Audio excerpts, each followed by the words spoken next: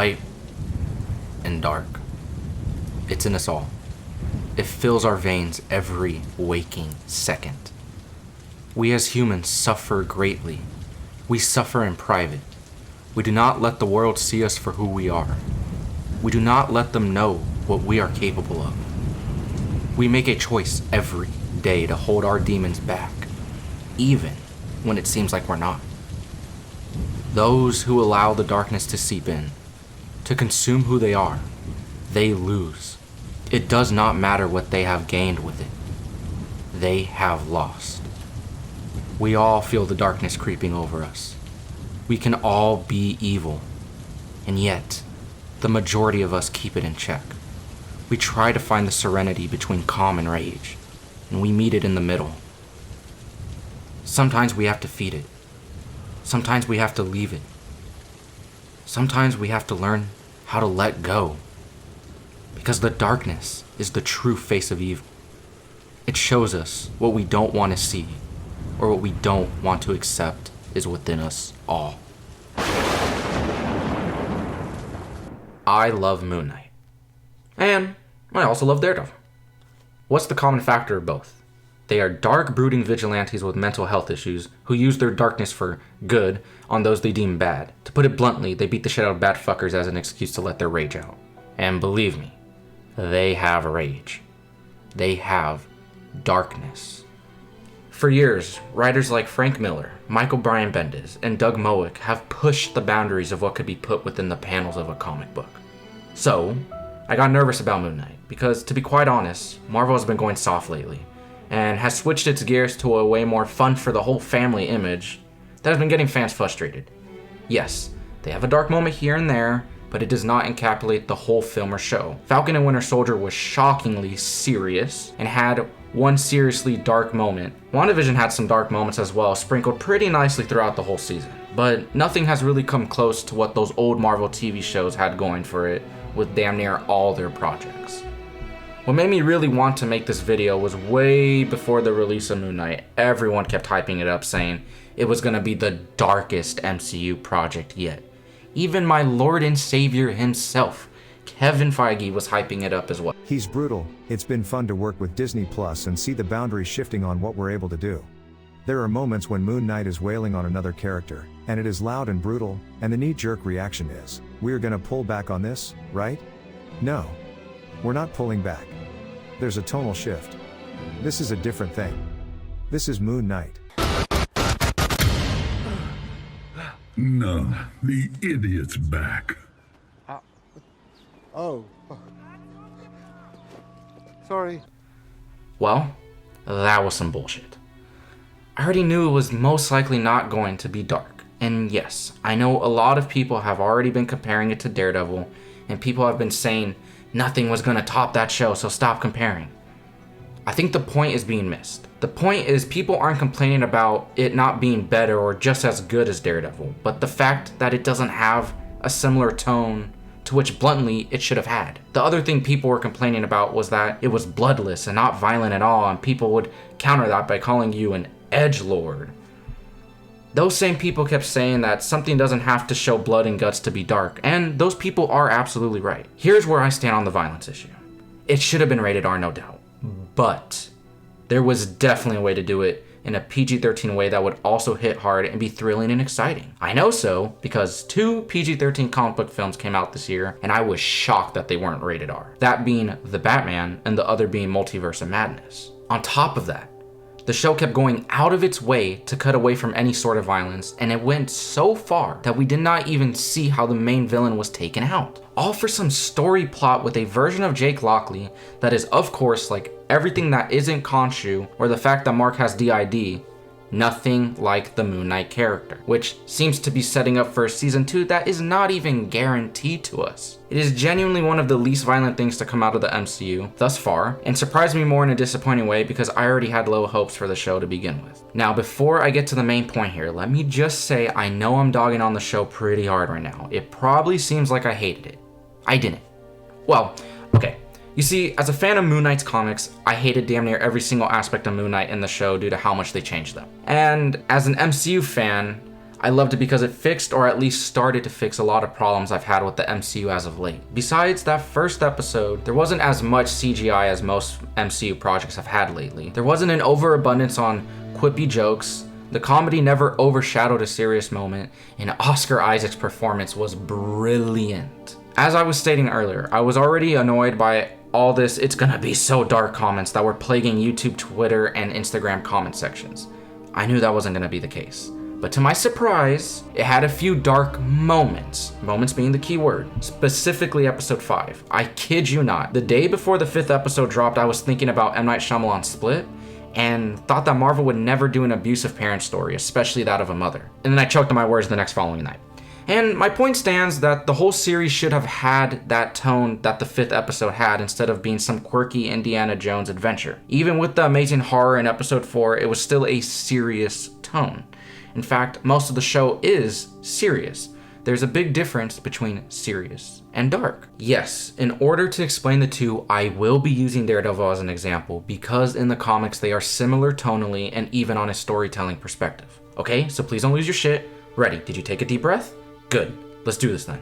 And the easiest way to explain this is by taking two standout scenes from each show that have differing tones. Daredevil's scene will be explaining what a dark scene is, and Moon Knight's scene will be explaining what a serious scene is.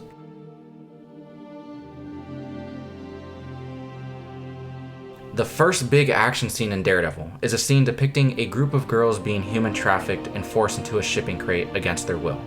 When they do not comply, a man then decides to use more forceful means to get them into the crate. Our hero basks in a full moon, watching and observing for when it would be the best time to intervene. He does. He strikes the head man and proceeds to go after the rest.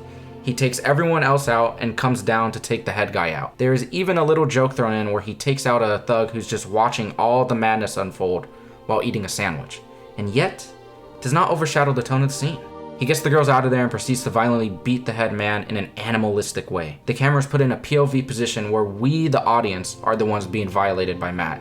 We feel his anger. He is letting it out, and the only thing protecting us from him is that television screen between us. The setup for this scene alone is dark. These girls are being sold to be someone's sex slave. It shows the evil of humanity. That is what darkness is.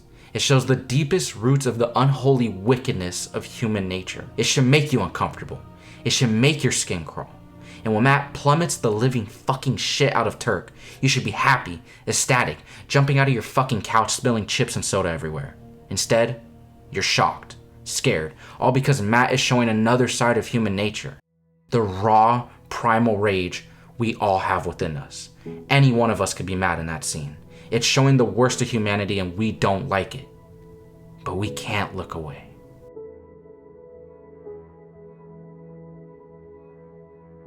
This scene is brilliant and ends off the episode with a confrontation between Mark and Steven as they discuss the seriousness of their condition and how they have to swap places. Steven explains that not being the alter makes him feel like he's suffocating.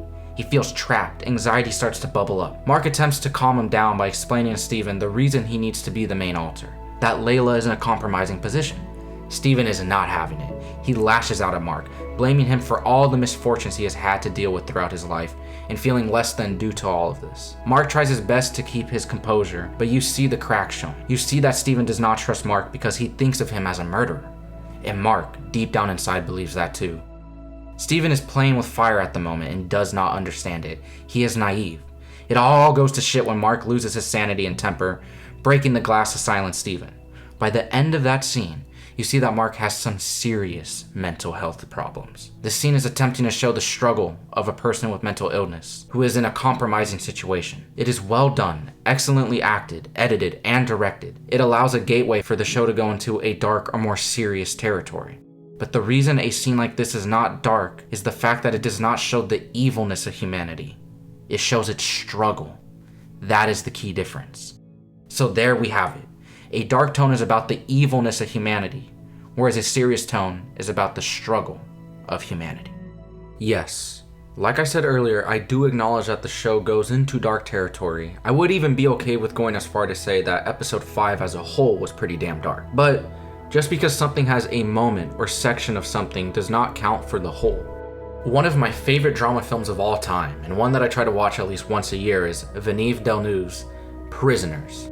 It is one of the most depressing films I've ever seen. It shows both the struggle of humanity, but mostly it shows its darkness. And there's no way around it. Prisoners is a dark film. It shows the most evil of humanity, the ones who prey on the smallest of us all, the ones that need to be protected the most. If you do not know, the film is about children getting kidnapped and a father, played by Hugh Jackman, trying to find his daughter by any means. And I mean any means. And just because the movie can have a quip here and there from Jake Gyllenhaal's Detective Loki, it does not make this movie a comedy. That is my point. Just because there's a moment of tonal change does not mean that the entirety of the project is a different genre or subgenre even. In my opinion, Moon Knight should have kept that episode 5 tone for the whole show and dropped all the mystical Egyptian god stuff and focus on a man's struggle with his trauma and having to face his mental health. In the comics, most of Moon Knight's lore stops with Khonshu and rarely goes above that. The story just had to be larger than life so the audience cares about it, huh? That was a mistake. It should have been more of a grounded story so they could keep this tone and focus on a more personal, darker tone. Now it's time to get to the real reason for making this video, which goes beyond just Moon Knight. It goes for the entirety of the MCU. The MCU has lost its edge. I was rewatching the entirety of Phase 1 and realized that they were okay with doing more mature storytelling without feeling like they have to compromise afterward. And what do I mean by compromise? I mean having a serious moment and then immediately undermining it with a cheap joke that ruins the emotion of the scene. This is something I'm really glad Moon Knight did not do. I genuinely have gotten so accustomed to Marvel absolutely ruining emotional scenes with jokes that the scene where Mark and Steven are arguing about having to look back at the memory of his mother abusing him, when Mark starts screaming that he doesn't want to go back, I tensed up because I thought they were going to smash cut to some joke. And they didn't do that. Thank God. But the fact that my whole body curled up ready for something like that to happen proves my point. And the same goes for darker subject matter. Black Widow, for instance, opens up with a dreadfully dark open credit sequence where we see children being taken away from their families and forced to learn how to take someone's life.